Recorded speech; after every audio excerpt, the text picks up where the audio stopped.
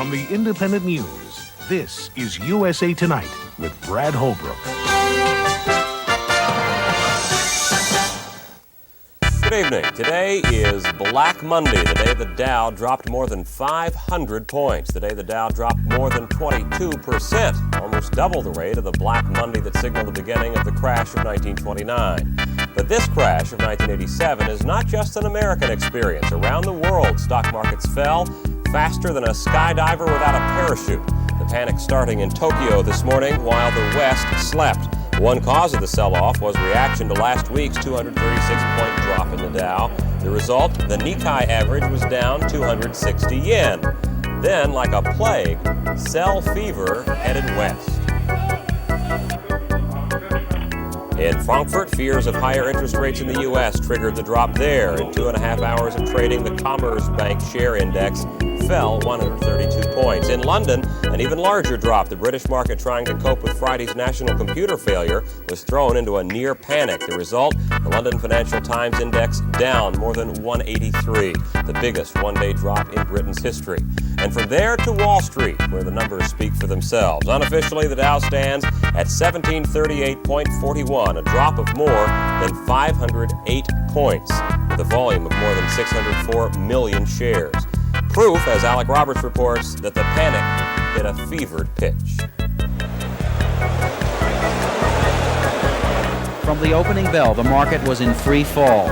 After last Friday's record 108-point loss, analysts had expected a rally. Instead, it's panic. Everyone's in panic. Everybody, we're trying to find a bottom.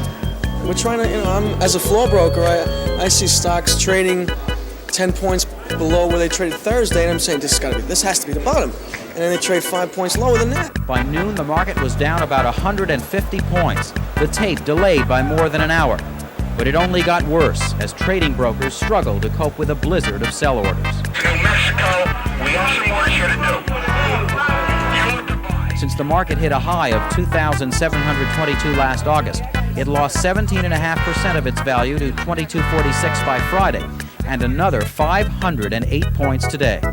More and more analysts believe that the bear market is here to stay. It's not that the economic news is so much worse. In fact, some indicators are showing unexpected strength. It's the psychology that's changed. While for 5 years investors have looked at the economy as a glass that is half full, now they're seeing it as half empty. Reasons for the decline have been floating around for months, an accident waiting to happen, according to one analyst. Renewed inflation fears with the decline in the dollar, rising interest rates, and huge budget and foreign trade deficits, a nation living for too long beyond its means. The results of the decline will hit millions of people in their investments, pension plans, their mutual funds, and eventually every segment of the economy. Higher interest rates, for example, will hurt the housing market. Even normally optimistic analyst Larry Wachtel doesn't see a quick recovery. What usually happens in cases like these where the psychology has been so scarred is that once there is a technical rally back in which people unload on the rally, and you go through a long, quiet period. The people that got out don't want to get in. The people that wanted to get in aren't sure about whether they want to get in now. And so you go through a long, quiet convalescence period. President Reagan, however, was more optimistic. Our productivity is up, so is our manufacturing product up. There is no runaway inflation as there has been in the past. So, as I say, I don't think anyone should panic. In New York, this is Alec Roberts reporting. Panic they did. Joining us now is Stephen Malin, senior economist for the Conference Board, the country's largest business-sponsored research organization. Stephen, there is late word tonight. I don't want to spring this on you unawares that on the Tokyo Exchange, there's a little bit of a rebound, or actually they're calling it a strong rebound on the dollar market there. Would that be an indicator that things here might sweeten up tomorrow? Well, I don't know if that's a sign that things will sweeten up. It's a sign that I think that people in Tokyo don't want to see any more pessimism in America. It's a mild sign of slight confidence, but it is not a sign of optimism at all. What would it take to stem the losses here? Well, tomorrow's indications would be that you would see a market which is much less violently up and down. If we see something which is down but not violently down, if we see volumes, trading volumes, which are not quite so large, I think we would see a sign that this is starting to stem. In terms of 1929, which everyone's comparing this to as saying it was double that in terms of percentage of loss, there are a lot of other things that don't match up with 1929 in terms of the economy. How do you assess the effect this would have as opposed to the one in 1929? Well, this is a very different economy in the sense that it's a lot stronger economy, and most of all, it is a global economy. The 1929 economy did not have the openness of our markets. We are much more now a trading economy, an economy that relies on those foreign markets.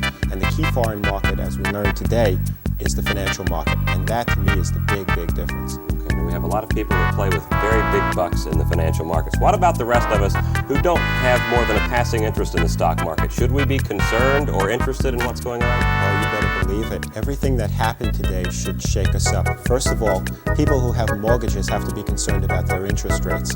Now, the interesting thing is that we're not going to see a violent rise in interest rates associated with this, and that's a good sign. But we might see a mild movement upward, and that's fine.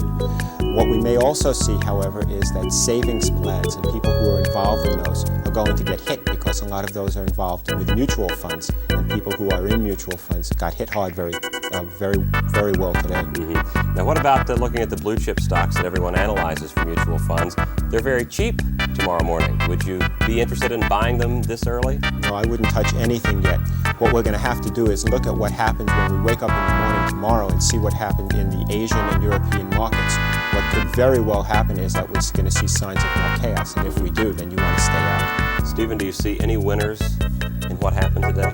Well, I'd like to be a stockbroker cashing in on some of the commissions today. Good point. A lot of activity there. Stephen Malin, thank you very much for being with us.